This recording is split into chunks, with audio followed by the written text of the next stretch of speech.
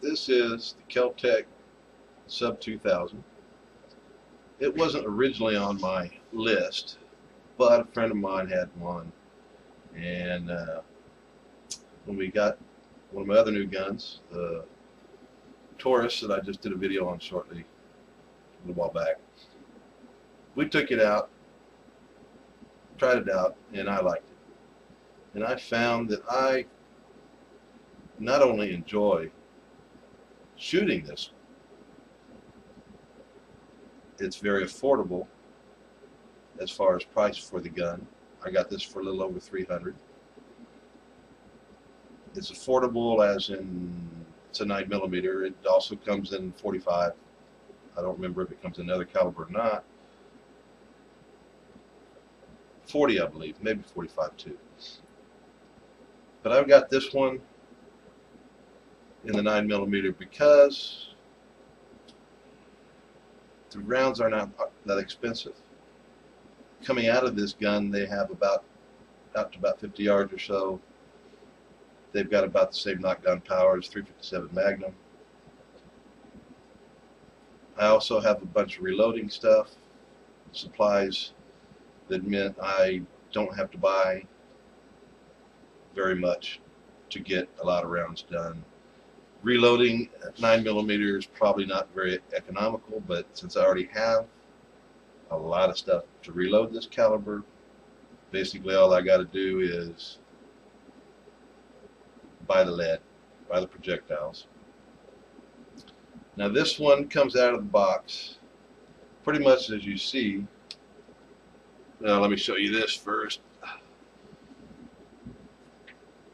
Has a little slide right here. Slide that out, open it up. I have already done a few modifications. I've added a extension here.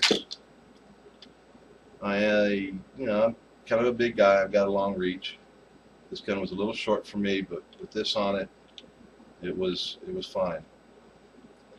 I have had a little bit of trouble with this one staying on completely right, but I just bent the clips in just a hair, and it seems to have done it good, pretty good. I think when I first put it on, I put it on a little awkward, and I think I bent it out a little bit, but I think I've fixed that. I've also, the bolt here is a little awkward, and they sell a small little rubber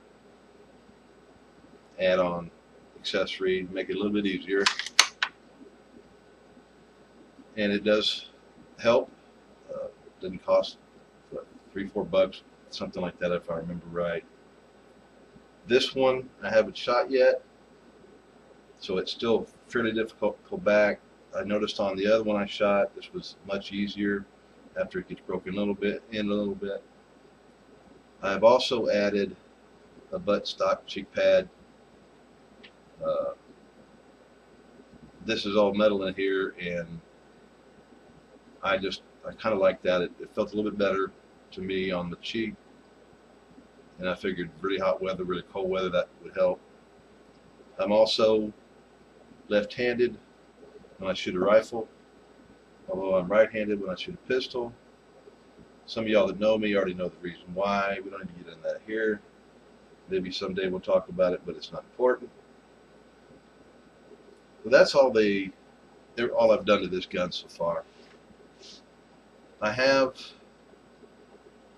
a few things I don't like about the gun, but I do like this gun. I really do. It's fun to shoot. Like I said, it's not very expensive to shoot. It folds up, put it away. Great for a backpack. You could put it in your car, truck, carry it fairly simply out of the way. Won't take up much room. It's very light, but coming with that lightness, it has a few things that I don't like. Part of it is the sights. This is all plastic, although it may or may not last a long time. You know, for somebody that's on a budget, the gun's good. I think it would work well for a lot of applications in a bug out situation, survival situation, backpacking situation. And this I don't like. It feels very cheap, although I believe it would probably be fine and last a long time depending on your circumstances that you use it under. But I have plans for this. There's some accessories, replacements for this, a couple different companies. I will go over that and the front sight replacement later. I just wanted to introduce you to the gun, let you know what some of my initial feelings is about it. And really, I had a lot of fun. I already know I told you I had a lot of fun. This gun, I had a lot of fun shooting. It comes with a 10-round clip. This is a Glock. You can get it configured for other things, but I got the Glock.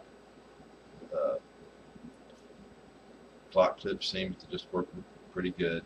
You can also get quite a few different mag sizes. I've seen 15, 17, something like that. I've seen 30, 20 something. There's quite a few different size clips you can get. Although I do have some reservations about magazines that hold like 30 rounds or so. I don't know if I'm going to get into it here, but I really don't see a need for 30 rounds. Maybe the 17, 15, somewhere in that range. But if you want a 30 round, I'm not telling you don't do it. I'm going to get one myself. They look cool, and they are fun to go play with. But in certain situations, which I feel this gun would be very well suited for, and since you know that I'm doing this for my bug out backside, prepper topic, stuff like that, you can use it to bring down some animals. If you're out surviving in the wilderness, you can use it for protection up close. You can reach out and touch somebody from a pretty good distance. I don't know if I'd want to go more than 100 yards, but I think you could. You know, you got your pistol up close. This will take you out a little bit further, and you can carry a lot of rounds and not weigh yourself down too much. If you don't get crazy with it, you use it properly, make each shot count as best you can. I think this is a great choice. Now, there's a lot of things you can do to this gun to bring it up, but just like it sits, even if just go with a 10-round clip, it can be a very effective weapon for survival situations, like I said, hunting or defensive. One of the other modifications, and I'm not sure how far I'm going to go with this gun. I think I might take this gun all the way just to show y'all what it can do, although I'm not sure if I'm going to keep it that way. I may put it pretty much back to stock and use it in the truck or in my backpack. Not sure exactly how I'm going to do it yet. I may just keep it as with me around and just have a lot of fun with it. I do like to shoot. I'm a shooter.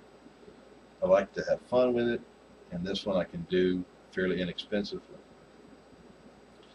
This stock can be replaced, but if you don't want to, there's a few things you can do to put some add-ons that actually you can order a rail to go in here, and you can put your laser here. You can put a flashlight. You can put another grip here. There's grips that have a laser in them. You can put those on there. They will fold in out of the way. You can still fold up. You could also put a different sight up here if you wanted to, but then you couldn't fold it. You can replace this. Red Lion makes a good one. There's probably a couple other companies that make some. I think Keltec has one that you can get, although I don't think I'm going to go that way. I think if I replace this, I will probably go with the Red Lion, because I can mount a lot of different things here, put them where I want exactly. It will rotate out of the way when you want to fold it up, as long as you leave one side clear. And then you can still fold it. When you bring it back, you can put it back into place. You're ready to go. Like I said, I did shoot this gun, not this particular one just like it. We shot it at 50 yards. It was very accurate. The sight had already been adjusted a little bit, but he said he hardly had to tweak it at all. This one I haven't tried yet, but the sight on this to adjust it is just a pain. You have to unscrew here. You have to be very careful about how loose you get it to bring it up and down, side to side. You've got to adjust one side and then counter it on the other side to get it to where you want it to be. It's plastic, although you can see fairly well through here from site to site.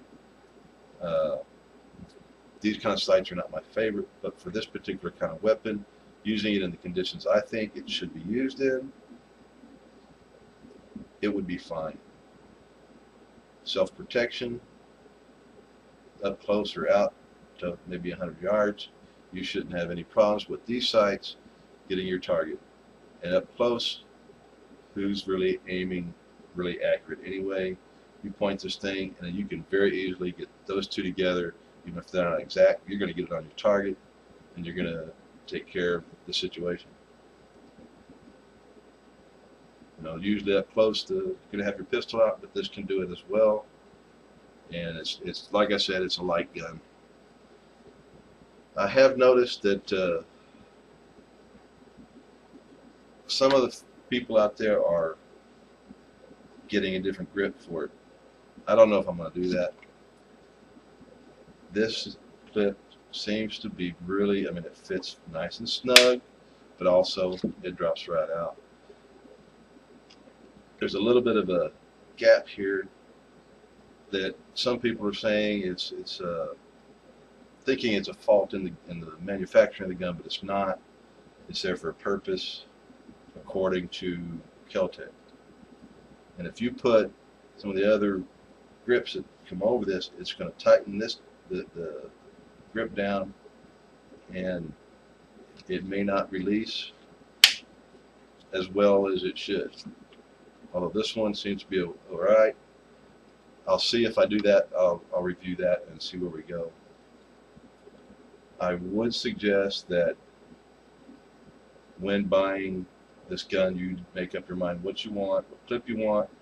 Make sure that if you want aftermarket extended clips, large capacity clips, that you do a little research and make sure that there's a good product out there that will conform to what you want.